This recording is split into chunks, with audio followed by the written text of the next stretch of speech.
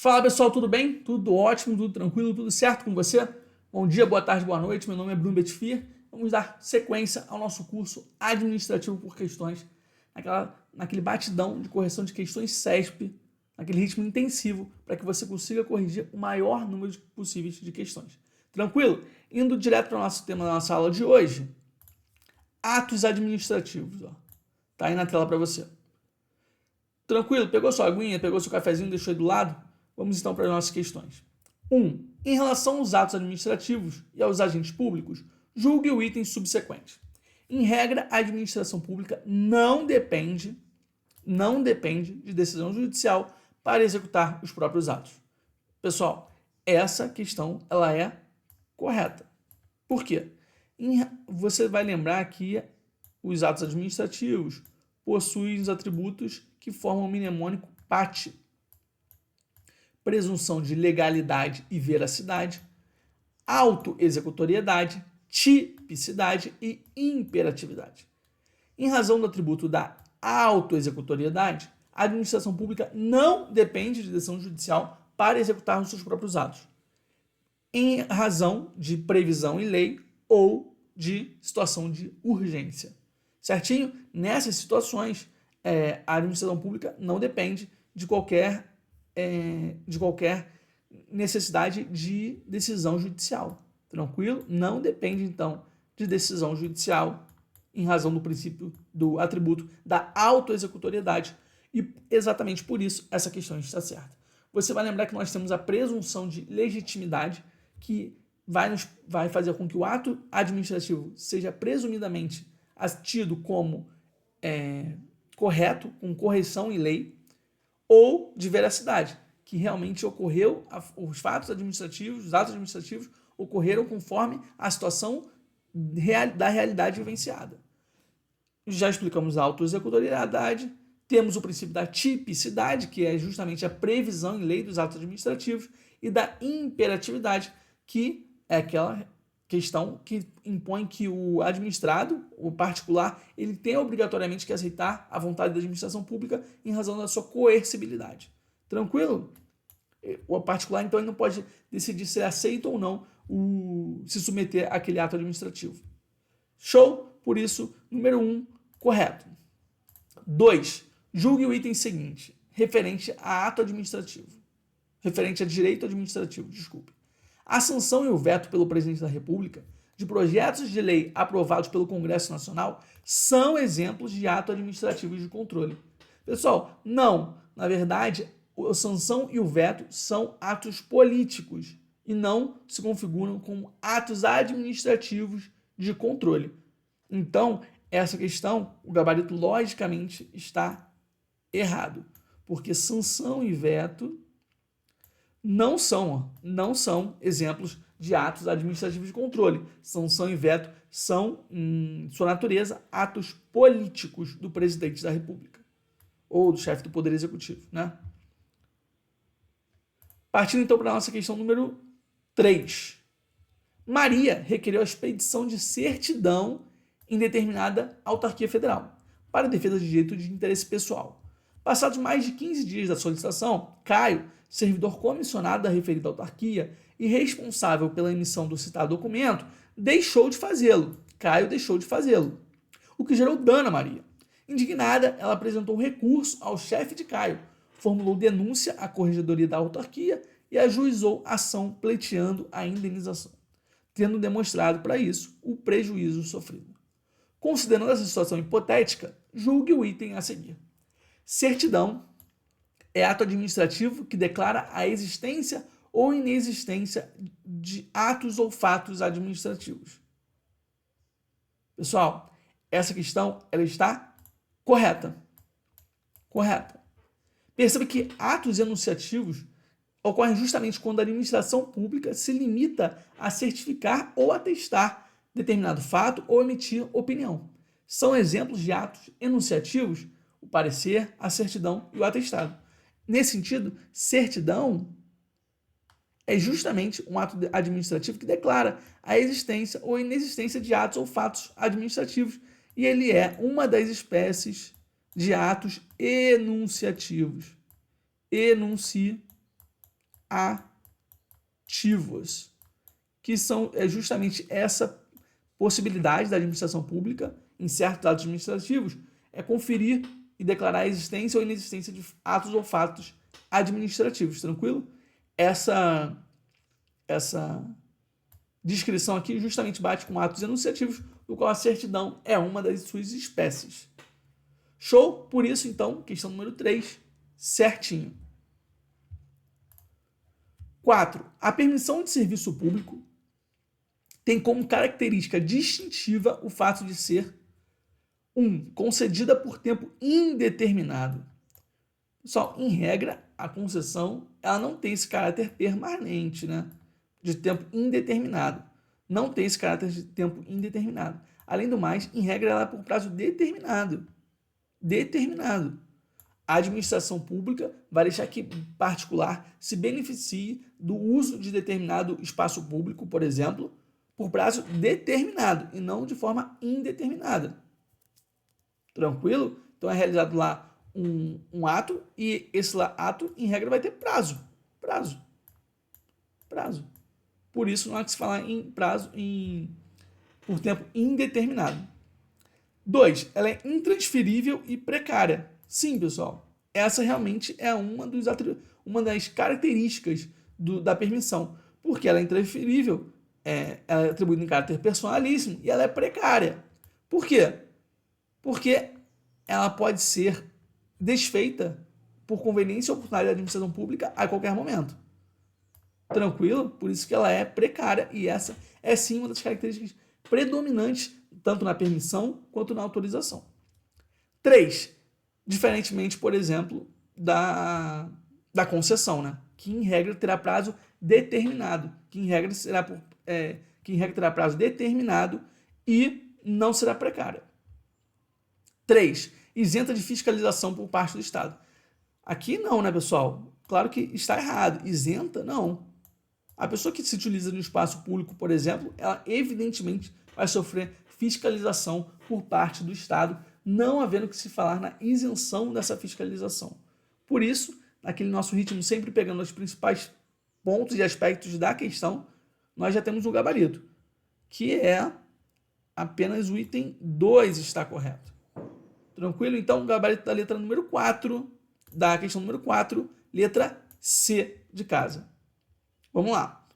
5. A principal diferença entre atos vinculados e atos discricionários é a alternativa A, inexistência de limites legais para os atos discricionários. Pessoal, na administração pública não há que se falar em inexistência de limites, né? O que há no ato discricionário é uma margem de escolha ao administrador, mas não há inexistência de limites legais. Tranquilo? Então a A não é o nosso gabarito. B. Capacidade de revisão de atos vinculados por qualquer cidadão, independentemente do cargo que ocupe. Não, né, pessoal? O cidadão ele não tem a capacidade de, por exemplo, anular, né, um ato administrativo. Então, não. Ele pode fazer a denúncia, apresentar suas queixas junto aos órgãos de controle, corregedoria, controladoria, direcionando o protocolo para a controladoria, por exemplo, mas não há que se falar uma capacidade de revisão de atos vinculados por qualquer cidadão. Certo? Ainda mais porque os atos vinculados eles estarão ligados, quando houver vício, a uma questão de ilegalidade. E essa ilegalidade pode ser aferida pela administração pública em caráter da sua autotutela, do princípio da autotutela, ilegalidade. Pode ser aferida, então, em razão da autotutela e poderá também ser verificada pelo Poder Judiciário, evidentemente. C. Necessidade de aprovação judicial para os atos discricionários. Pessoal, não há que se falar em necessidade de aprovação judicial para atos discricionários, né?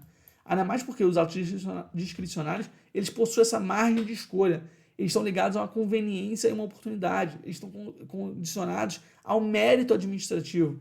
E o Poder Judiciário não faz o controle do mérito administrativo, a não ser em situações excepcionalíssimas. D. Liberdade de escolha da administração na prática de atos discricionários.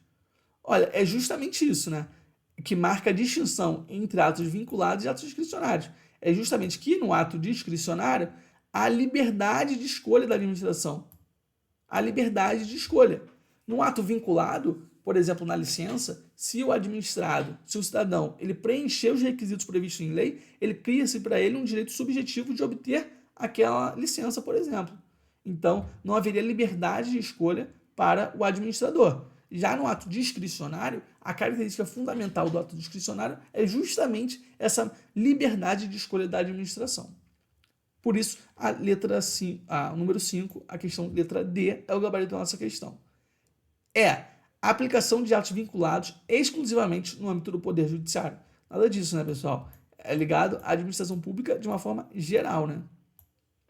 Não há que se falar em exclusivamente no âmbito do Poder Judiciário. Por isso, questão de número 5, realmente, o gabarito é a letra D de dado. Seguindo, pessoal. 6. Acerca dos atos administrativos, dos poderes administrativos e do uso e abuso do poder, julgue o item subsequente. A homologação, o parecer, o visto e a licença são atos administrativos negociais. Pessoal, na verdade aqui é um erro, né? Aqui é um erro, porque o parecer, conforme vimos em questão anterior, é um ato enunciativo, no qual a administração pública ela se limita a atestar a ocorrência de algum fato ou emitir opinião. Já, então, o parecer não é um ato negocial. Agora, realmente, a homologação, o visto e a licença são atos administrativos negociais.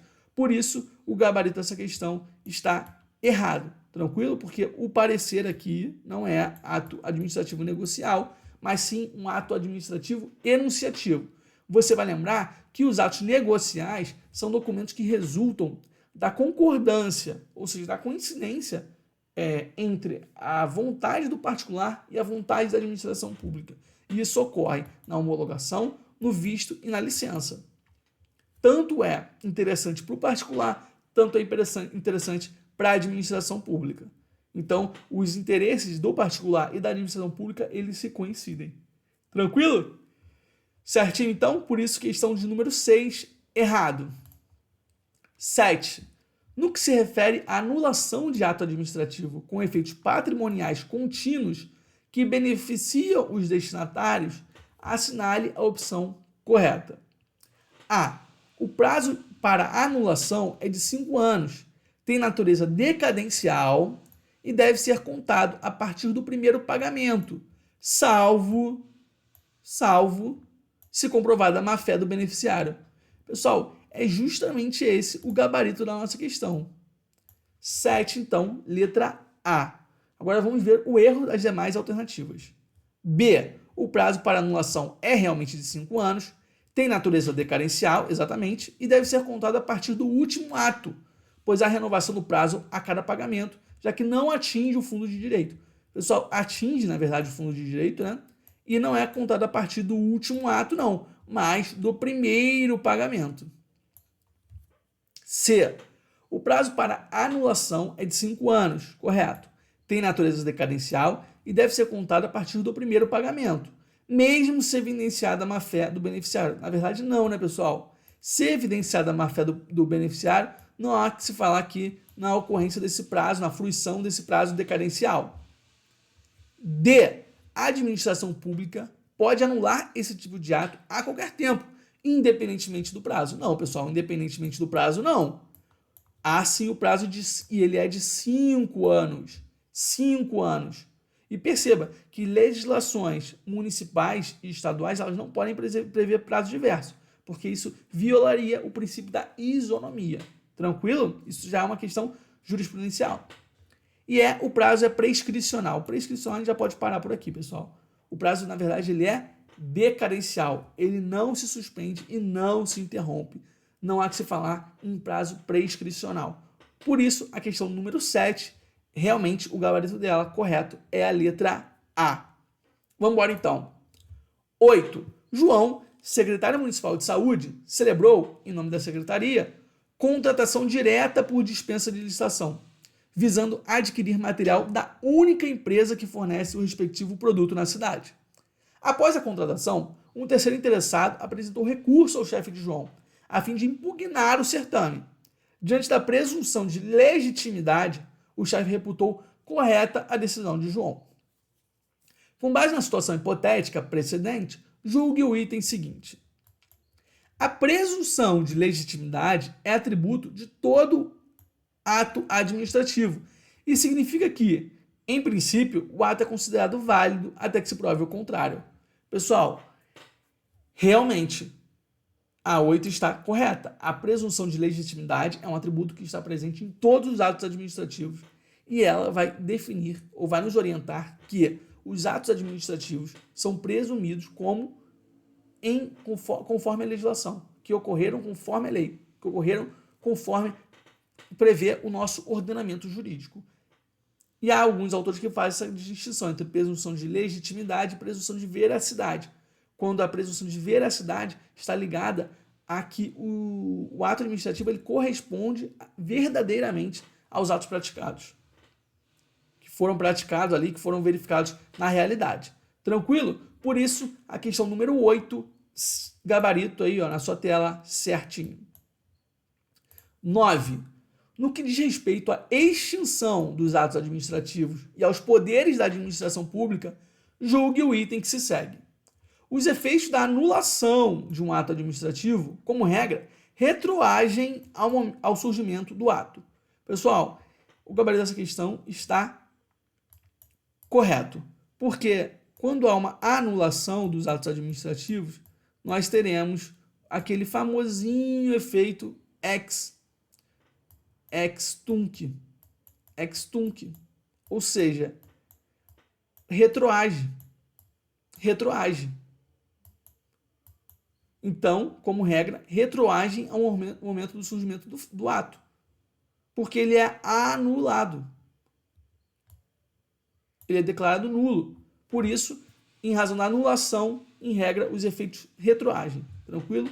Efeito famoso aqui, o efeito ex nunc, que você com certeza já ouviu falar bastante, diferentemente de quando o ato ele é revogado, que há a ocorrência do efeito ex nunc, ou seja, não retroage.